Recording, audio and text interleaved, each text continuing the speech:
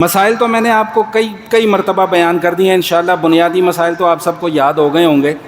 میرا مزاج آپ سمجھتے ہیں کہ جو اس وقت نوجوان نسل کے ذہنوں میں زہر گھولا جا رہا ہے نا، مختلف طریقوں سے، سوشل میڈیا کے ذریعے، میڈیا کے ذریعے، میری کوشش ہوتی ہے کہ ان سوالات کے جواب آپ کی خدمت میں پیش کر دیے جائیں۔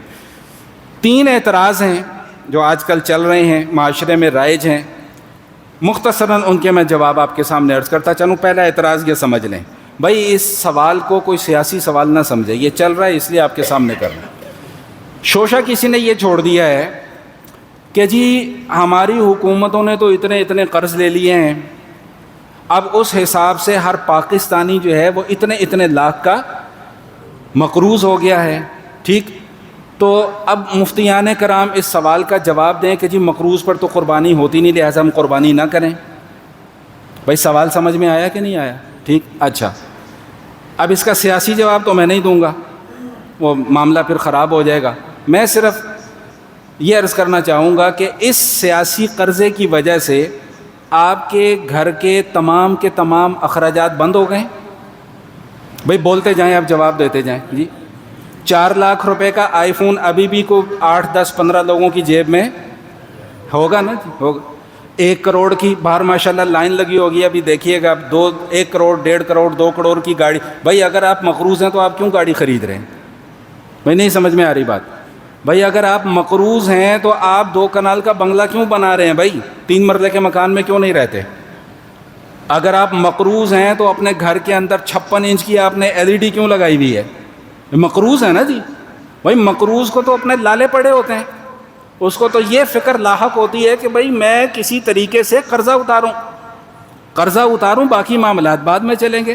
تو بھئی سوال یہ ہے کہ اگر مقروض ہونے کے باوجود، بھئی یہ سیاسی مقروض ہونے کے باوجود اگر آپ کی زندگی کے تمام معاملات چل رہے ہیں تو پھر اعتراض قربانی پر کیوں؟ بھئی سوال سمجھ میں آیا؟ جواب سمجھ میں آگے چلیں۔ دوسرا اعتراض یہ کیا جا رہا ہے کہ جی یہ قربانی پہ لاکھوں جانوروں کو قربان کر دیا جاتا ہے تو جانوروں کے اوپر ظلم ہے، جانوروں پر ظلم ہے۔ تو یہ جو پورا سال مٹن کڑھائی، بیف کڑھائی، پیزا، برگر، شوارما، سٹیک اور بریانی اور پلاؤ، یہ منہ سلوا آ رہا ہے؟ بولے نا بھائی، یہ آسمان سے اتر کے آ رہا ہے؟ جو پورا سال کھاتے رہتے ہیں بڑے بڑے ہوٹلوں میں جا کے، پی سی میں جا کے، اواری میں جا کے، فلیٹیز میں جا کے، اور جتنے بڑے بڑے ہوٹل ہیں وہاں پہ جا کے جو یہ کھابے پاڑے جا رہے ہیں، تو یہ منہ سلوا آسمان سے اتر رہا ہے؟ نہیں، وہ بھی تو جانور ہی ذبح کر کے آئے نا۔ اور تمہیں صرف یہاں پر ان جانوروں کے اوپر ظلم نظر آ رہا ہے، جو پوری دنیا میں باقی جانوروں کو جو کہ ہماری شریعت میں حرام ہیں ان کو مارا جاتا ہے اور ان کا گوشت استعمال کیا جاتا ہے، یہ ظلم وہاں کیوں نظر نہیں آتا؟ یہ ظلم صرف یہاں پہ کیوں نظر آتا ہے؟ تو معلوم یہ ہوا کہ خرابی ظلم میں نہیں ہے، خرابی دماغ میں ہے، خرابی دل میں ہے، خرابی فکر میں ہے۔ اپنی فکر درست کر لو، سارے کے سارے معاملات کیا ہو جائیں گے بھائی؟ درست۔ میں بات کو بھائی مختصر کر رہا ہوں بہت۔ تیسرا سوال آج کل سوشل میڈیا پہ بہت وائرل ہے، وہ یہ ہے کہ جی ایک آدمی جس کے گھر کھانے کو روٹی نہیں ہے، پہننے کو کپڑے نہیں ہیں، اس کے گھر کے باہر قربانی کا جانور کھڑا ہونا یہ ایک سوالیہ نشان ہے۔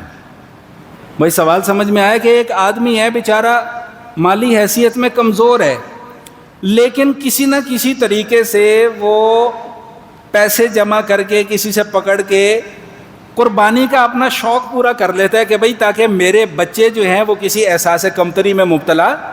بھائی معاشرے میں ایسے سینکڑوں لوگ ہیں، بلکہ ہزاروں لوگ ہوں گے کہ جن پر از روئے شریعت قربانی واجب نہیں ہوتی، لیکن پھر بھی وہ اپنے شوق کے لیے قربانی کرتے ہیں کہ بھئی میرے بچے جو ہیں نا وہ نہ یہ محسوس کریں کہ جی سارے جہان میں قربانی ہو رہی ہے، ہمارے گھر میں قربانی نہیں ہو رہی۔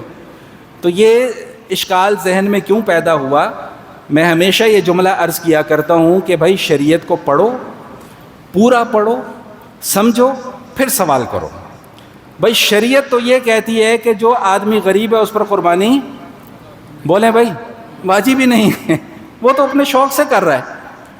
اگر وہ اپنے شوق سے اپنے پیسوں سے جانور خرید کر لا رہا ہے تو تمہیں اس پر کیا تکلیف ہے؟ تم نے باہر اپنے گھر کے باہر جو، بھائی آپ لوگ مراد نہیں ہے، یہ وہ لوگ جو اعتراضات کرتے ہیں اس طرح کے بھونڈے اعتراضات. بھائی تمہارا 5 کنال کا بنگلہ ہے، 5 کروڑ کی تمہارے گھر میں گاڑیاں، ہم نے کبھی اعتراض کیا کہ بھائی تم نے 5 کروڑ کی گاڑی کیوں رکھی ہوئی ہے؟ ہم نے تو کبھی اعتراض نہیں کیا. ٹھیک، تو بھائی جب ہم تمہارے اوپر اعتراض نہیں کر رہے تو تمہیں ہماری شریعت کے اوپر اعتراض کرنے کا کوئی حق حاصل نہیں ہے. ایک جملہ صرف عرض کروں گا کہ یہ جتنے بھی دیسی لبرلز ہیں نا جی، یہ ایک فیصلہ کر لیں، یہ فیصلہ یہ کر لیں کہ یا تو خود کو مسلمان کہنا چھوڑ دیں، اور اگر خود کو مسلمان کہنا چھوڑنا نہیں ہے تو بھائی پھر اسلام کے قوانین کی پابندی، یا تو بھائی خود کو مسلمان نہ کہو کہ ہم مسلمان ہیں نہیں جی شریعت ایسے ہے، ایسے نہیں ایسے ہونی چاہیے، ویسے نہیں ایسے ہونی چاہیے، یہ مسئلہ مجھے سمجھ میں نہیں آتا، وہ مسئلہ مجھے سمجھ میں نہیں آتا. بھائی یہ مسلمان کی شان بولیں بھائی نہیں ہے. میرا جملہ آپ سب کو یاد ہو گیا ہوگا کہ بھائی شریعت کا مسئلہ اپنی جگہ پر رہے گا، چاہے میری سمجھ میں آ رہا ہے چاہے میری سمجھ میں نہیں آ رہا. شریعت کا حکم، شریعت کا مسئلہ اپنی جگہ پر موجود رہے گا.